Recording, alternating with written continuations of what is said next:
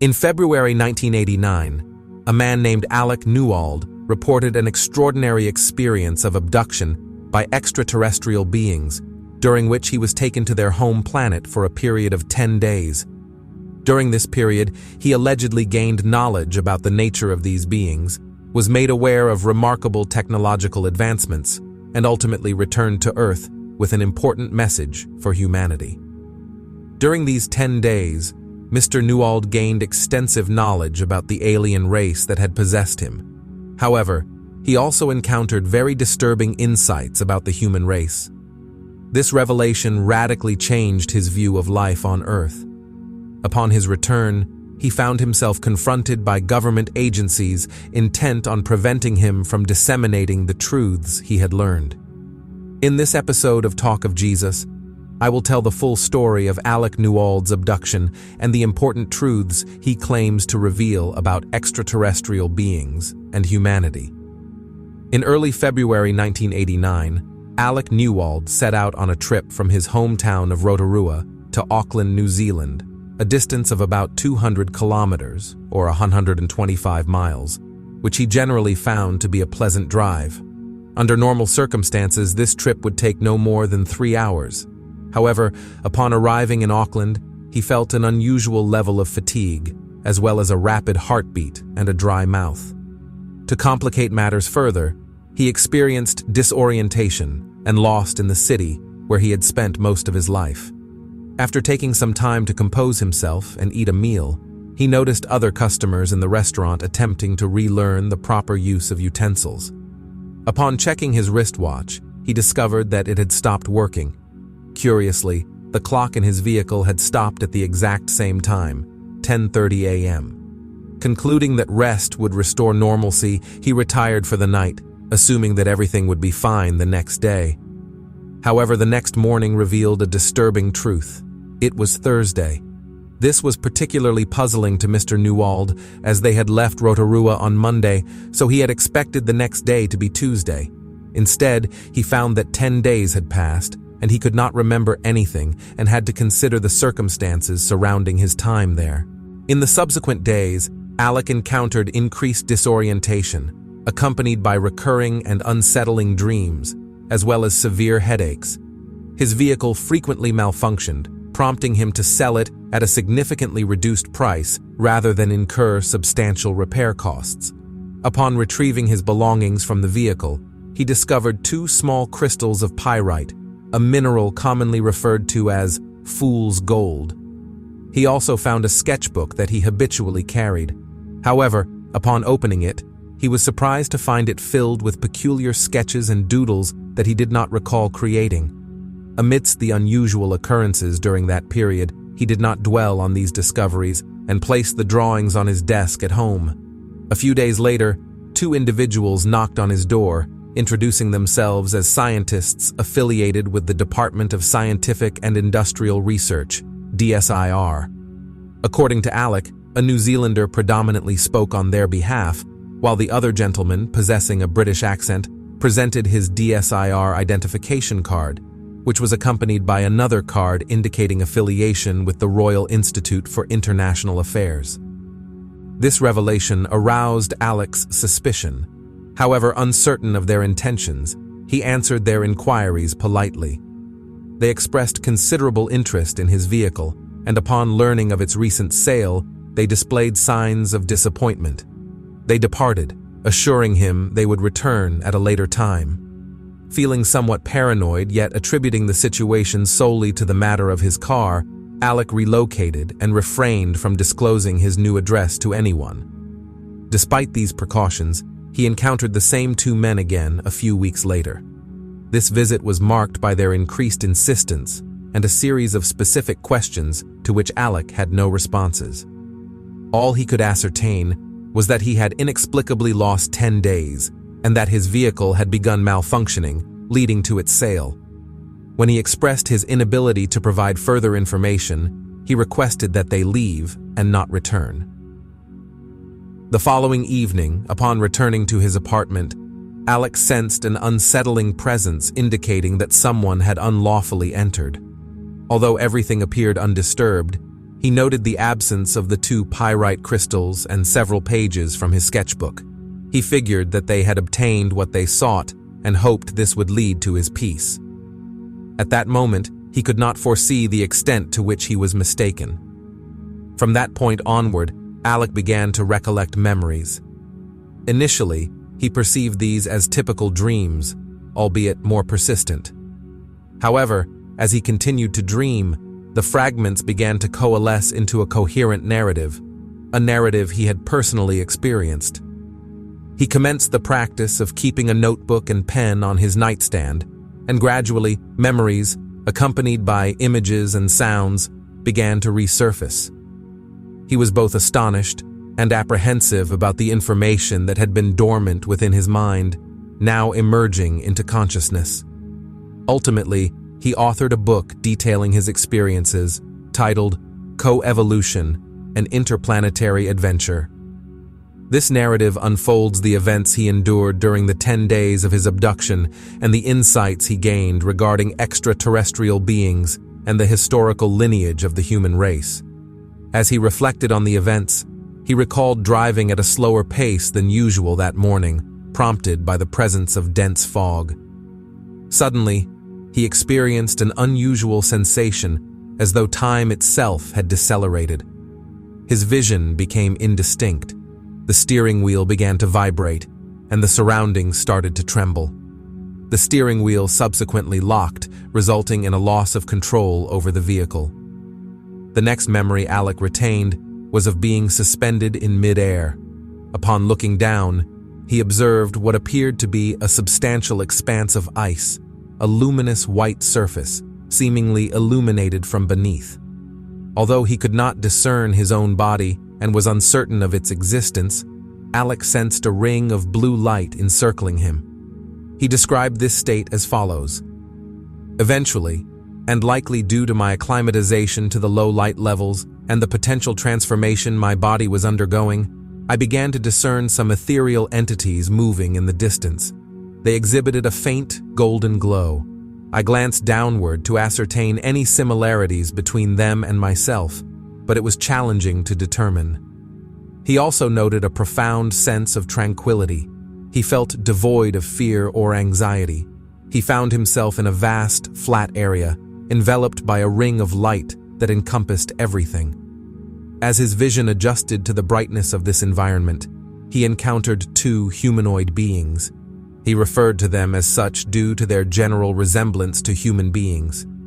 They possessed 2 legs, 2 arms, and a singular round head with 2 eyes and a structure resembling a nose positioned between them. He even suggested that these entities appeared female, given the presence of breasts.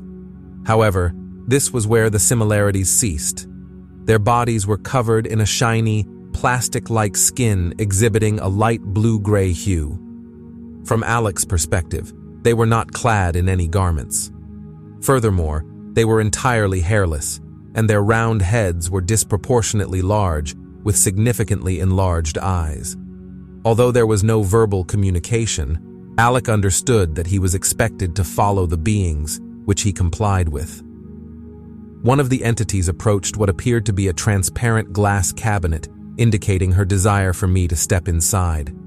Upon doing so, the cabinet adjusted to the level of my chin. Concurrently, an object descended from above, though I could not discern it clearly. When I looked down, I realized that I, too, had acquired a plastic bodysuit or skin, adopting a blue-gray appearance. From this observation, I inferred that my female companions might possess a similar skin color beneath their suits. Notably, I now found myself devoid of body hair. It was unclear to me what might occur should I need to use the restroom. Perhaps such a need would no longer arise. This assumption later proved to be accurate. I could not ascertain whether the plastic skin enveloped my head as it did theirs, and no mirror was available. The entire suit was imperceptible to touch. For all intents and purposes, it seemed non-existent, yet it afforded me complete freedom of movement. Subsequently, one of the extraterrestrial beings approached him and, as he recalled, implanted a thought within his consciousness. This thought suggested that If he chose to follow the entity, he would be transported to a significantly more comfortable environment where he could engage with other beings. Until this moment, he had been uncertain about the nature of his circumstances.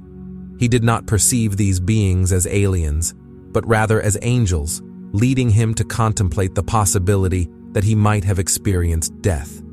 Upon closer examination of one of the angels, he observed that her eyes were strikingly beautiful, exhibiting a hue that lay between violet and blue. Her neck was elongated, and her shoulders had a gentle slope, culminating in 2 elongated arms, each with 5 fingers. Feeling an inexplicable attraction to this entity, he opted to follow her to what appeared to be a bowling alley.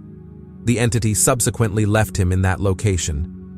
As he navigated the space, which resembled a lengthy corridor, he noticed a door at the far end. He approached the door and attempted to open it, only to discover that he could pass through it effortlessly, as if he were a specter. The subsequent room was more recognizable, as it contained furniture, chairs, desks, and tables. Everything, including the room itself, was circular, devoid of sharp edges. Adjacent to one table was a woman, a human woman. He sensed her presence and received her thoughts within his mind. She greeted him, stating, "Welcome." He attempted to respond, but no words emerged. She continued, "My name is Millie," and, observing Alec's struggle, advised him not to exert excessive effort in speaking, but rather to think what he wished to convey. At this juncture, it is pertinent to elucidate the mode of communication employed by these extraterrestrial beings. During his experience, Alec learned that human communication is relatively rudimentary, necessitating considerable resources, including muscular movements, entire organs, saliva, and vibrations. The predominant form of communication among otherworldly entities is telepathy. This method does not rely on verbal language. Rather, it is tenfold more precise than any linguistic framework on Earth. Telepathy eliminates the need for the recipient to understand the intended message. One does not need to encode a thought into words, which must then be decoded by others. As is well known, this method is susceptible to misunderstandings, many of which can lead to severe consequences, in addition to the complications arising from linguistic diversity. With telepathy, all such challenges are rendered obsolete. It represents a truly dynamic mode of interaction, instantaneous, precise, and universal. Moreover, the alien language possesses an additional dimension. Each thought and concept is communicated telepathically, accompanied by colors and notes that, to Alec, resonated musically, but in reality, served as a mechanism to prevent misinterpretation of their communications. Alec noted that, to him, these sounds bore a resemblance to those found in Earth's Oriental music and languages. Alec also describes their numerical system, as it was very different from the modern metric standard. It was built on a system of 12 instead of groups of 10. As the aliens explained, these values coincided with numbers that were already present in what humans call nature. This is not to say aliens communicate only telepathically. They also had a complex writing system, which again was based on letters as well as colors. These colors were not only the 7 basic colors of the rainbow, each one of them was split into dark, medium, or light, each with its own significance. Of course, it would have required considerable time, effort, and training for Alec to learn the language in 10 days. What he did instead was to copy the alphabetic system as he remembered it. He also copied the numbers from 1 to 12. These were enough to make all the rest of the numbers. The number 12 had a religious importance as well. It was a very revered symbol among aliens. After seeing it almost everywhere, Alec understood that it stood for a kind of national emblem at the aliens' homeland. It represented their civilization, and just as 7 represents completeness, and therefore God to Jewish people, 12 was the most important number in their numerical system. The value 0 was always represented by the color white, and when white appeared in their writing, it was used to separate sequences of colors.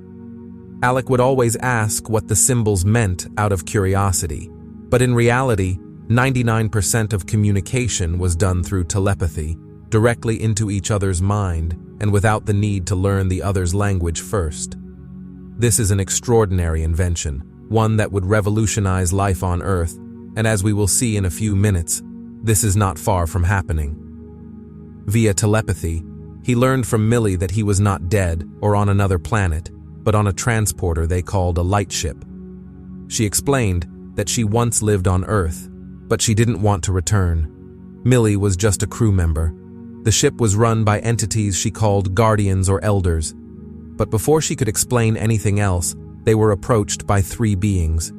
One resembled a woman, the other was smaller, more similar to the first two aliens he encountered, and the third one was the smallest of all and walked in front of them, imposingly. Despite his size, this alien had an overpowering aura around him, and Alec knew instantly that he held a position of power in the ship. He introduced himself as one of the elders, assured Alec that he would be able to decide whether he wanted to go back to his planet or not, and assigned him a human-looking companion, the woman who had come with them, named Xena. Xena became his escort on board the light ship.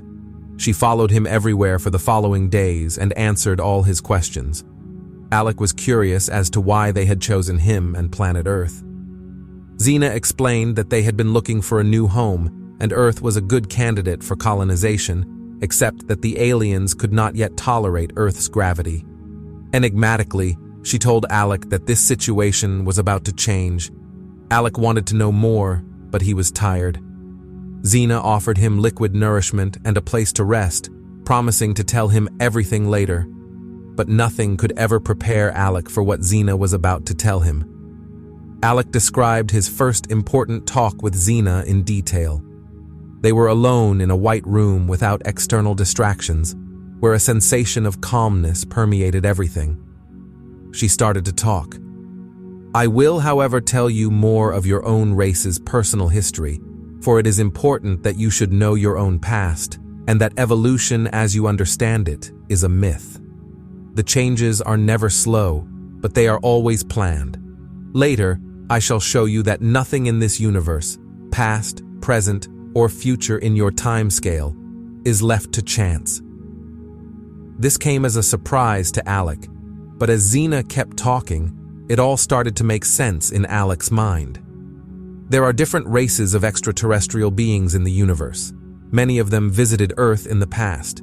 In fact, some of them collaborated to do genetic experiments with Earth animals. One of its most important results was the development of Homo sapiens. Human beings were not the result of millions of years of evolution, but of the design of intelligent alien beings. These people were the elders, space travelers who roamed the galaxy, looking for a promising place to establish their civilization. Some elders moved on to other planets, while some others stayed on Earth, looking after their creations and monitoring the development of the human race. According to Xena, the elders helped humans thrive throughout history and even planted seeds like the pyramids of Giza as their legacy to the human race. Humans were their most precious creation, and so they carefully prepared them for millennia, so that one day, not far from today, they could finally reveal to us most of the secrets of the universe. But before that happened, said Xena, a dark force came down to Earth and claimed it as its own. The dark force took hold of the human race and became part of it by changing its DNA structure. This change crippled humanity, which was at first capable of achieving things that today would be unthinkable. Our development was set back thousands of years. Xena told him, "That force is known to most as the force of darkness, for it is indeed the enemy of enlightenment. It is in the air that you breathe and everywhere about you. It has aligned itself to the planet and you. It beats to the pulse of your very planet, for you and the Earth are one and the same." Alec's mind was blown. He wanted to ask questions, but he did not know where to start. He asked about this dark force and how it survived. Xena told him it fed on fear. Just like the elders, the dark force traveled around multiple planets and systems, looking for easy prey. When it discovered that humans had that particular emotion, fear, which is not at all common in the galaxy, the dark force immediately targeted the human race. Some people tried to harness fear and aligned with the dark force in order to control other humans. These people have engineered fear into your lives. Most of it is an artificial fear of society itself. In other words, humans fear their very own laws. There is actually no need in our current society to feel fear. Humans are not threatened by predators.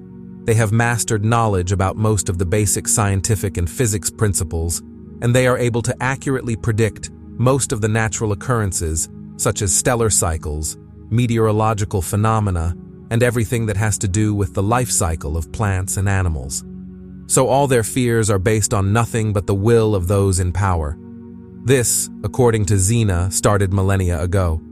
High priests threatened men and women with what would happen if they disobeyed, because that would not please the gods. It was a kind of intimidation. Now, for a large part of humanity, it is not gods they fear, but laws. The laws of men, mostly made thanks to the manipulation of the dark force, are against the laws of nature in many cases. This is exactly why Alec was abducted. Xena suggested that the force would soon feel the weight of an invasion from above, and there would be battles fought at sea and underwater, as well as in the skies high above. The Earth would experience storms of gathering intensity, and they would appear randomly all over Earth. The elders believed that humans were strong enough to fight and win these battles against the dark force. The problem is, they don't even know that the dark force even exists. For this reason, they are ready to help humans in their fight. "How do we win?" asked Alec. "With knowledge and understanding," said Xena. Alec finally understood why he was there: to learn and then translate those truths to his fellow human beings.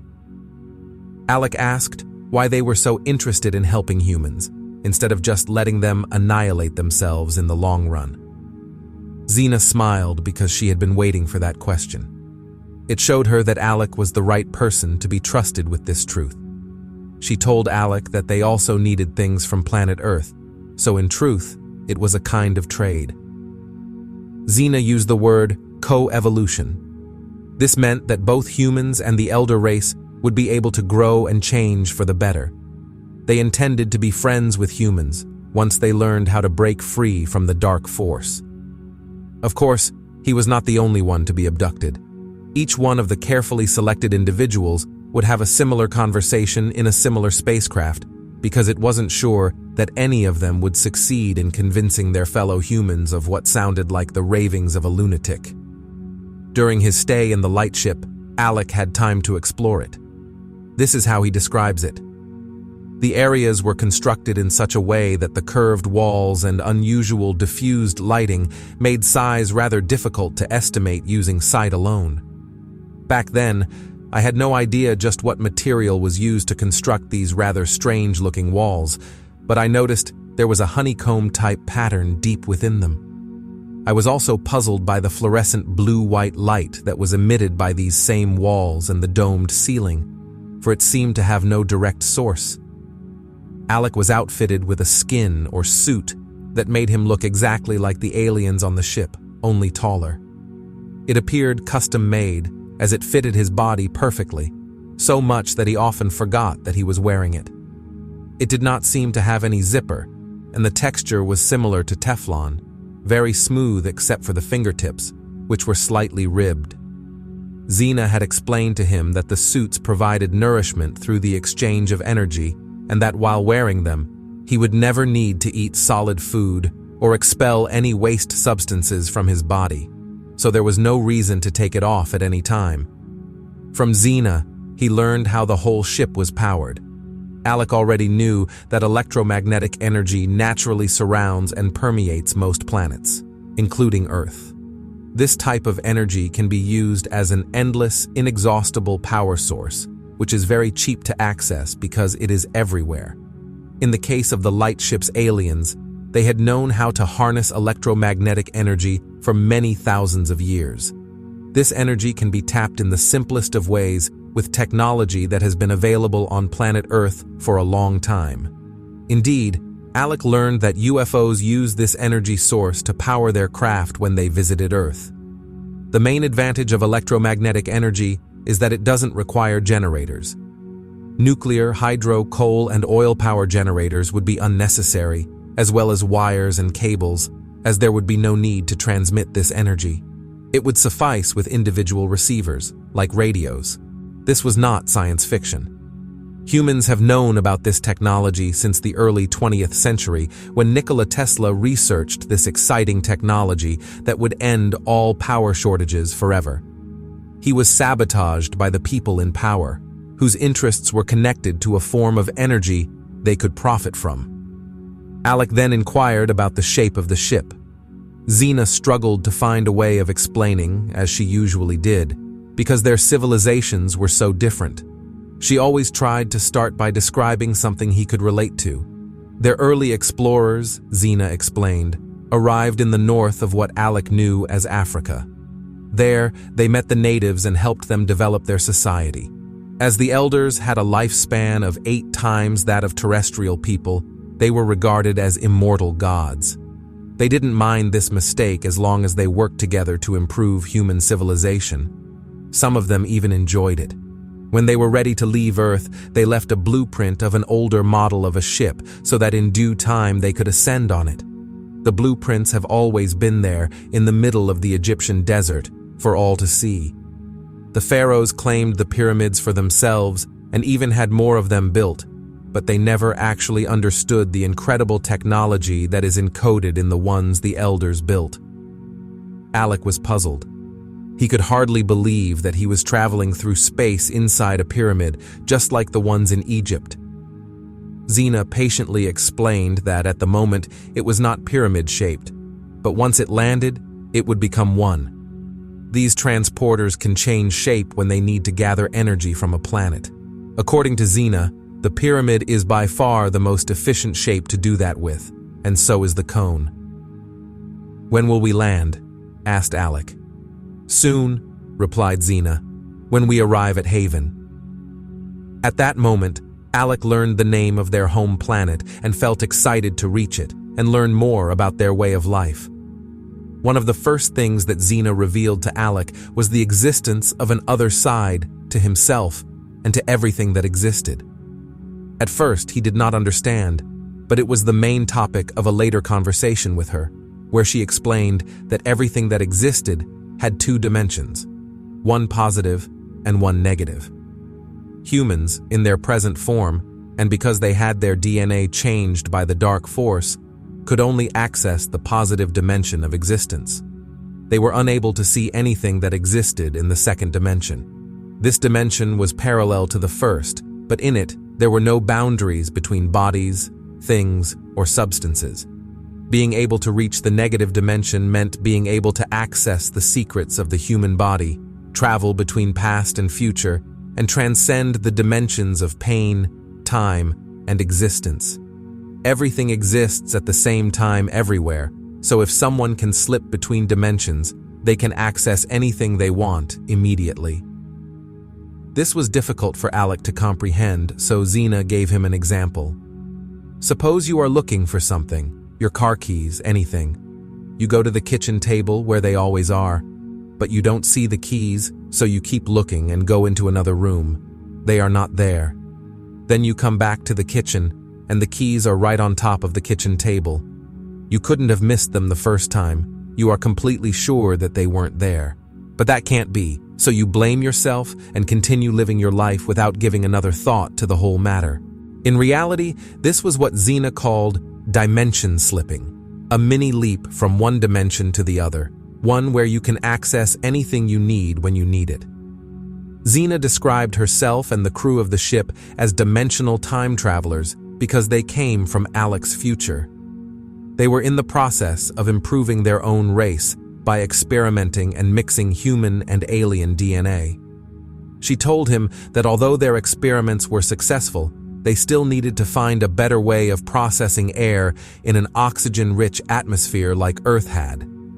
As humans were physically adapted to life on Earth, they were starting to look more like humans.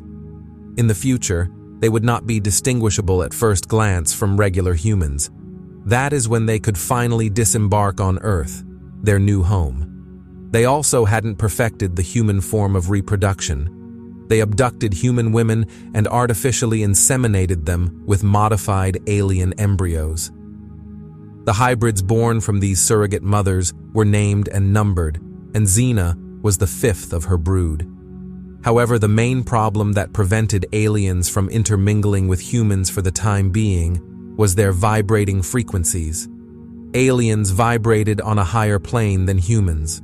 In order to communicate, or even to be perceived by other beings, they needed to vibrate at the same frequency.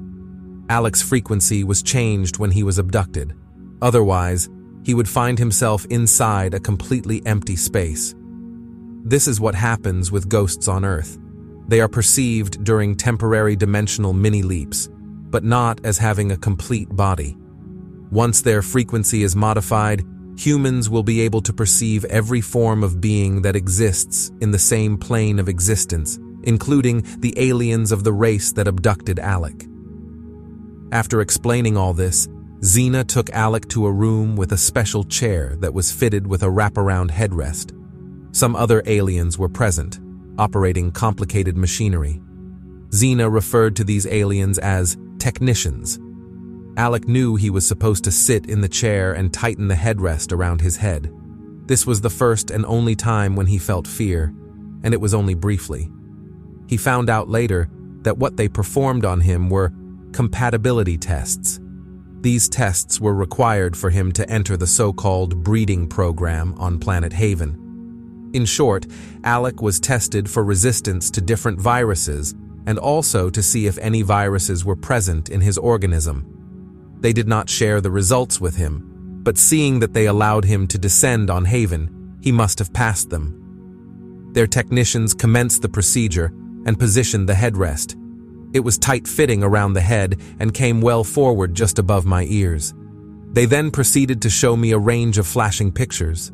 I have no memory of what they were about, or whether they were projected onto a screen or placed directly in my head. How long this went on, I do not know. I'm not sure if they took a blood sample, but they did put one of my fingers into a tube-like affair for a time while the pictures were being shown. There was a grim reason why these aliens were so preoccupied with viruses and resistance to them. Humans have never been the only intelligent species on planet Earth. Long before they appeared in their modern form, a race of visiting aliens, known to a few as Greys, had established themselves on the planet. For most of human history, they preferred to live in the dark, but since the second half of the 20th century, they became involved with a faction of Earth's military-industrial cartel, in part because they shared an agenda. This agenda involved introducing a new breed of humans onto the planet. And just as Neanderthals went extinct when Homo sapiens appeared, the human race will probably disappear when this new type of human beings are let loose. The plan is simple. The Greys, together with human military scientists, are secretly building a new race that has resistance to a certain lethal virus. Then, they will release that lethal virus among the general population. Haven elders have already been conducting preliminary tests on planet Earth to see how these viruses work. In the case of Alec, they didn't want him to enter their planet carrying some hidden virus. After the test, Alec was brought to the same transparent machine where he first got his blue-gray suit. But this time, when he got out of the machine, his suit was golden. Apart from the color, it looked exactly like the one before, smooth and glossy like Teflon, perfectly tailored to his body. He didn't know what to expect from Planet Haven, so before landing, he asked Xena and other crew members all he could. According to Xena, Haven was not very different from Earth, only it was much smaller. Apart from that, the vegetation was very similar, and it was fully populated with just a very small desert area. The problem was that their sun was now nearing the end of its useful life. Its pulsations would become violent and unpredictable in the near future, eventually putting an end to their planet's ability to support biological life forms.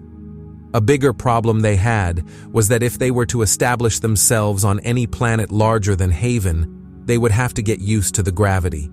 Haven was a tiny globe even by Earth's standards. Its gravity was less than half of Earth's gravity, and its atmospheric pressure was also much lower.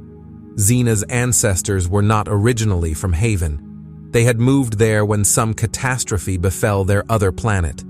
According to Xena, this was so many years ago that records of such a migration were long lost to them. Since they learned of the short lifespan of their son, they began to look for other places to migrate. In the solar system, planets like Mars or even Earth's present moon appealed to them because of their size. But Earth had evident advantages in its developed flora and fauna and a much more stable atmosphere. The bravest of Xena's ancestors made efforts to tolerate Earth's atmosphere and gravity so that they could help establish intelligent life on our planet, so that at some point in the future they could coexist on that very planet. When the spaceship approached Haven, Alec could see that it was the junior partner in a twin planetary system. Haven looked to be a small planet in orbit around a much larger planet. He was excited to finally see the planet up close. Haven looked to be a small planet in orbit around a much larger planet, perhaps similar to our Earth and its moon, but with the roles reversed. Haven seemed to have the water and some clouds, while the larger globe looked very much like our own moon, dry and barren. The only real difference seemed to be that on Haven, there was a predominance of blue-black seas and reddish-brown land, rather than the blues and green-browns mixed with abundant cloud cover as on Earth. When they descended through Haven's atmosphere, Xena pointed to a small black spot that was getting larger and told Alec that it was her hometown, Nepalisa. Regarding the political organization of Haven, it sounded to Alec like a much simpler and more efficient method than the ones they had on Earth. There were no individual countries like on Earth, so the government ruled over the entire planet. There were 3 major districts, and each elected 3 citizens to represent them on a high council. These 9 high councilors were empowered to make all major decisions concerning the planet's well-being. One new councilor is elected every 2 years, which were considerably shorter than Earth's years. In turn, the oldest member of the council stepped down and became a general overseer. This way, there is a new council member every 2nd year, bringing a constant flow of new ideas. No member can sit again once he has stepped down, so there is stability and fresh ideas keep coming through. Xena explained that this system worked very well, so well that every city copied the exact same system. Once on the surface of the planet, Alec understood why Xena highlighted the good functioning of the council. The first most striking thing about the city was its neatness and order. The second, its immensity. Even from well up, I could not make out the boundaries. There may well be bigger cities on Earth, but where I come from, this place would be rated big, very big. It stretched out in both directions, following the coastline out of my line of sight. There seemed to be only a thin strip of land that was not coastland or desert, and the city was sandwiched within it. One thing that struck Alec as odd was the lack of tall buildings, except for 1 or 2 towers, and the dominance of a small, circular shape among a few larger pyramid-shaped constructions. The lightship landed next to an area of level ground, similar to a courtyard, leading to 2 pyramid-shaped buildings. They appeared to be made from a material that looked like tinted glass or semi-transparent plastic. They were capped with a spiral tower that looked like an antenna. Each building, in turn, was topped with what Alec described as large light bulbs. The ship's elders allowed Xena to have Alec stay with her family as a guest. In fact, they were the only 2 people who descended to the planet's surface. Once off the spacecraft, Alec confirmed that it was pyramid-shaped. The sky was almost black, except for a streak of blue and orange close to the horizon above the short buildings. Despite this, everything was illuminated as if it were broad daylight. A short distance from the lightship, Alec and Xena found themselves at a transporter base. As far as Alec could see, there were no buses or trains, only receptacles that looked like cubicles made of semi-transparent plastic. They stepped inside one and Xena fed it some coordinates before being sent off in one direction. Upon disembarking next to Xena's house, Alec asked her about the lack of sound outside. It felt strange to him not to hear any birds, animals, or insects. Xena replied, "We have no other life forms on the planet. That is the way it has always been, except for some very simple types which live in the sea. Apparently, nothing else could survive in that specific and artificial dimension. So, these aliens were the only living beings on the whole planet." Xena's house was big, round, and every wall was either curved outward or had a honeycombed pattern to it. Although it did not appear to have any windows or stages, Alec calculated that it was probably 3 stories high. He was so mesmerized by everything that was going on that he did not pay attention to how they entered the house. He simply found himself inside in a huge white and golden room. Once inside, Xena told him that she was going to meditate. Alec decided to try it too, but no matter how hard he tried to meditate, his body did not change position. Xena, on the other hand, was floating 6 inches above the ground, as the vibrating frequencies on planet Haven made sleeping unnecessary, and knowing that Alec could only stay for a couple of days, Xena offered to give him tours around the city. Alec jumped at the opportunity. Xena then introduced him to the people she called her parents. They were elders who had custody over Xena but did not look anything like her. One of them, Jarzy, offered to take them for a ride around the city in a car-like transport named the Dan Dare Special. The Dan Dare Special had seating for 4. It was a bit of a squeeze to get into, but with some adjustments, Alec managed to fit into it. The car was being driven on a gray-brown surface similar to the cork-like material of the streets. This road was approximately 10 meters, 33 feet wide, and did not appear to be curbed, but the outline on the side was so precise it looked as if it had been cut with a sharp knife. During the car trip, Alec could not decide what excited him the most, the incredible city or this car that seemed to run on magic. When he asked, Jarzy told him that it worked with part mind power, part magnetic repulsion. As far as Alec could tell, there were no rails or anything that steered the car for them. In fact, there was no need for a car, as one could technically reach most places within the city just by stepping into the semi-transparent transporters. Perhaps the word car was not the most accurate, but it was a private means of transportation with a cabin where 4 people could sit at one time. The areas that passed by all looked to Alec like residential areas. There were no shops as such, although many buildings had large windows where you could look at what happened inside. Alec learned that hard cash, coins, or notes did not exist. In 1989, Alec described the way the cities were organized as communist because nothing was sold or bought over the counter. Resources were assigned to people based on their everyday specific needs. Everyone needed to work in order for the society to continue existing, but there was a limit to the number of hours one could work. Many aliens applied for community projects, which could encompass almost anything, including space travel. However, people did not have a great desire to own things, which to a Western human mind was difficult to understand. Alec noticed again how these buildings appeared vast, but not tall. There were also some glass or crystal pyramids, which were supposed to contain all the knowledge of the people. After the car trip, Alec asked if he could go to one of those pyramid-shaped buildings, the one that was supposed to be a public library or something similar, where records were kept about the history and society of Haven. Alec took it upon himself to learn as much as he could from this library. When he visited it, he sat at a long desk, and records were brought to him. He was surprised to see that the records did not just speak of Haven, but also of Earth. Both planets seemed to have had a similar history, and they were even related in some way. According to Haven's records, its history started 12,000 years before the present time. It was at that time that Haven started to orbit around its twin planet, as Alec could witness. It took some time for Alec to understand why there were so many references to Earth and to that particular date. This is how he summarized his findings.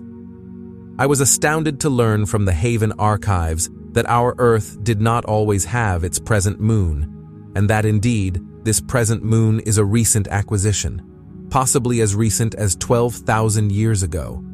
However, Earth already had a companion satellite before the arrival of this new moon. Apparently, this moon was not a moon as you might conceive of one. It was actually a small planet, a mini-Earth. It was inhabited by life forms similar to those on Earth today, but some were more advanced. Indeed, scientists on Earth already know that 12,000 years ago, something strange happened to our moon. Some think that the original moon crashed into the Earth, thus forming the Pacific or Atlantic Oceans, and at the same time causing the Great Flood which all ancient civilizations describe in their myths. The only problem with this theory is that it doesn't explain how the human race managed to survive this cataclysm. Not only does geological evidence point to Earth having had a larger or closer moon at that time, but it also suggests that one moon was swapped for another. Some of the evidence even suggests there was a time when the Earth had no moon at all. What Alec discovered in the Haven archives was that Earth's original moon was actually Haven. The explanation of how and why the planet of Haven ended up so far away from Earth when they had been orbiting each other for so many millions of years is still unclear. Alec would have needed many more days of study and research to find out exactly what happened. Here is what he has to say about it. "It is not only the planets of Haven and Earth that appear to be tied. The peoples of ancient Earth, who still had Haven blood coursing through their veins, could well have been involved in a disappearing act when Haven leaped into this other dimension. In other words, it is as if they were somewhere too, and the Earth tried to follow." The story of the Haven inhabitants, on the other hand, was easier to understand. Originally, they lived in the solar system, very close to Earth. Their original planet went by the name of Kyber, and at the time, it was the fourth planet from the Sun. Kyber orbited the Sun outside the orbit of the planet Mars. Venus did not exist yet. It was predominantly a watery planet, smaller than but not unlike Earth in most respects. Most of the water was frozen the entire year, as Kyber was much further from our Sun than the Earth. In its elliptical orbit, in some stages, it would get almost as close to the Sun as Mars. Most life forms that developed or were seeded upon planet Kyber lived underground, making the best out of geothermal heat that emanated from the planet's core. As these life forms evolved, two distinct intelligent races eventually emerged. One race established itself on the surface of the planet, despite it being so cold. They did not mind the low temperature, preferred to live a simple life, and shunned technology altogether, opting to live in complete harmony with nature. They developed a symbiotic relationship with other plants and animals on the surface of Kyber. They were so attuned to nature that they developed psychic abilities. Their bodies were furry and small. This way, they protected themselves from the cold. The other race was almost the complete opposite. These beings too were highly intelligent, but they were also technologically advanced, which was a necessity since they lived mostly underground. They became a race smaller in stature and more delicate than the surface dwellers, and after millions of years of evolution, they ended up with no body hair at all. It would have been almost impossible to think that the two races had been relatives once, as they looked completely different. They did have some physical resemblance in that they both had 2 arms, 2 legs, and a head. It was the more inquisitive subterranean group that discovered space travel, but it was at this time when everything started to become undone for them. Their first step in space exploration was to one of Kyber's moons, and in due course, they visited all 3 moons. At about this time, they were conducting experiments on the planet itself regarding interdimensional travel. But something went terribly wrong with the experiments, and the planet Kyber was completely destroyed. Just before that, the subterranean group launched a ship to one of their moons, where they included a group of hairy surface dwellers, as well as other life forms that lived in and under Kyber's surface. Alec equates this scenario to Noah's Ark. The group of migrants from Khyber successfully converted the moon into a spacecraft. They used this vehicle to travel to the closest planet, Mars, which at that time had only one moon. The travelers were hoping to colonize Mars and establish themselves there, as it had an atmosphere and liquid water on its surface. Unfortunately, the effects of the destruction of Khyber also affected the atmosphere of Mars, making it uninhabitable. These processes took thousands of years, but the colonizers from Khyber needed to plan their future very carefully if they wanted to survive. The next obvious choice was Earth and its moon. The hairy beings were given the chance to settle on Earth first, as they were more suited to the prevailing conditions on the planet. The smaller subterranean Khyberians used Earth's moon as their home base. Over time, they improved their space technology enough to be able to go wherever they chose. A small group of them remained on Mars, but were forced to live underground. This was not really a hardship for them, as it was the way of their ancestors. There were no records of this group, so it is probable that they are still living under the surface of Mars. Alec learned that some of the subterranean Khyberians did settle on Earth, whereas most of them remained orbiting it from their moon. Eventually, they found a good place to establish themselves outside of the solar system, so they set the controls to the point where Haven is now.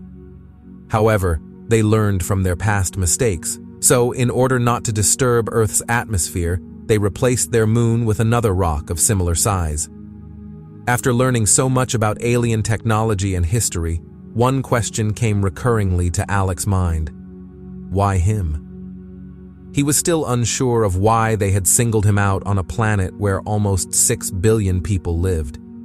He did not find answers to that question, only the promise that he would understand in due course. This is when he was informed that he would be returning to Earth soon. They did not explain why, but he understood that it had to do with his body and mind not being able to withstand so many days outside his own planet.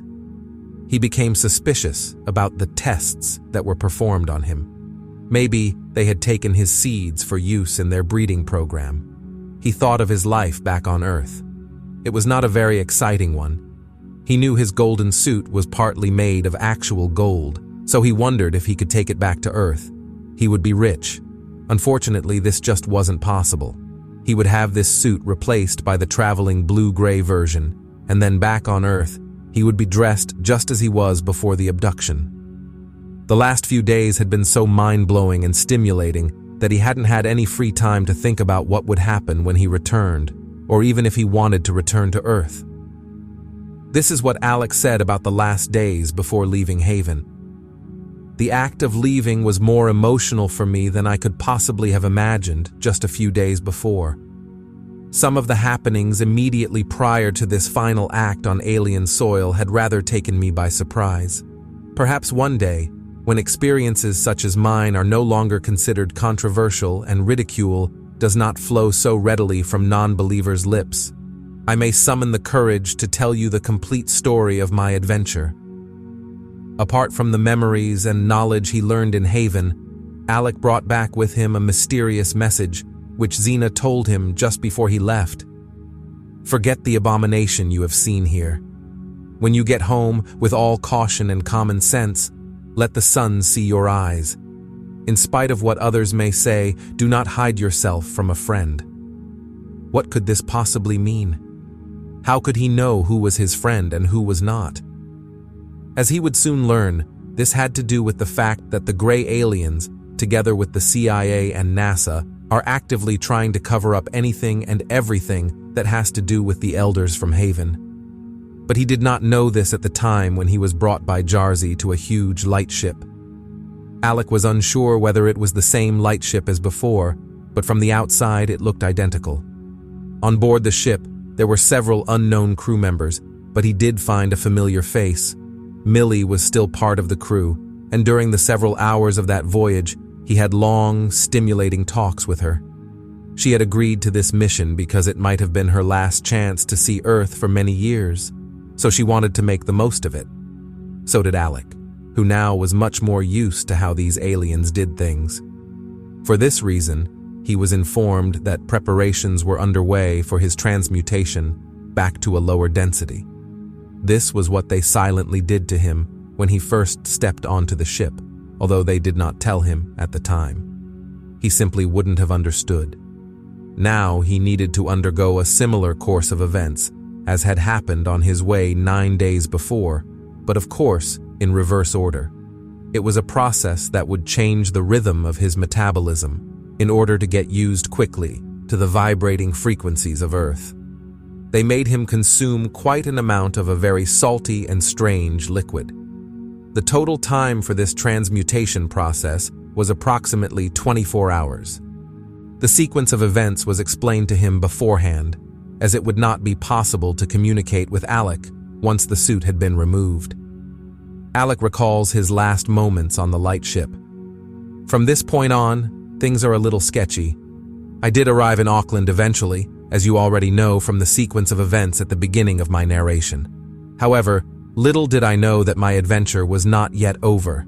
In fact, it was just beginning to warm up. What I had been through was the prelude to, and the reason for, an equally bizarre series of events, which were to occur right here on home ground. After remembering everything, and especially since the original scare with the alleged DSIR scientists, Alec decided to adopt a low profile and keep to himself as much as he could. At the same time, he started writing his book, planning to release it when the time was right. He understood that the agents probably worked for or together with the dark forces that Xena described to him. They were very powerful and had reasons for wanting Alec to keep quiet. But as time went on, he began to relax. He had to make a living, so he went back to his old profession, buying and selling used cars. This line of work involved talking to different people, making connections, and being friendly with potential clients, most of whom he had never met in his life. The first red flag came when his landlord reported that some people who identified themselves as police officers had inquired about a car Alec once owned. Of course, he had no idea about what happened to that car, but Alec did not know what to make of it. He did notice the presence of a car with 2 occupants, parked daily in front of his house. Eventually, he was approached by them and informed that they were CIA operatives. They appealed to his patriotism and love for planet Earth. They claimed that the extraterrestrial beings with which he had contact were dangerous to Earth's defense, and they just wanted to make sure the planet was safe. But Alec did not fall for this trap and declined to make comments. He would soon regret it. After a while, the car disappeared, but he was far from being off the hook. When dealing with cars, it is important to know who you are selling and buying from, and if they are legitimate. Of course, Alec had always dealt with people he trusted, but after the stock market crash of 1987, he had to change strategies. Soon after his return to planet Earth, a gentleman introduced himself to Alec during a car auction in Auckland City. He claimed to have recognized Alec as the partner of a mutual friend and that they had met once. He said his name was Jeff Wright and that he had access to cheap Japanese second-hand imported cars, which were hard to come by in New Zealand and especially for a low price. Unwittingly, Alec started buying cars from this man. The problem was that they were stolen, so when the police came knocking at his door and asking to see the papers on the cars, he understood he had been set up. There was no way out of it. A long period of attorneys, judges, and paperwork started, and just when he was about to lose the case and go to prison, he was approached again by CIA agents. They had done a fairly good job setting up the scene. Their message was simple enough: cooperate, and they would fix things up for him with the police. He had no choice but to tell the CIA everything he had learned and seen in Haven. Fortunately for him, they left him alone afterward. Apparently, they just wanted information. Still, Alec took a chance to publish his book, and it did bring him several problems and persecution by some of the planet's most powerful organizations. Even then, he did not hesitate to share this incredible knowledge with whoever was ready to listen. If you enjoyed this video, please give it a like, share it, and leave a comment with your thoughts below. Keep your minds open, and until we meet again,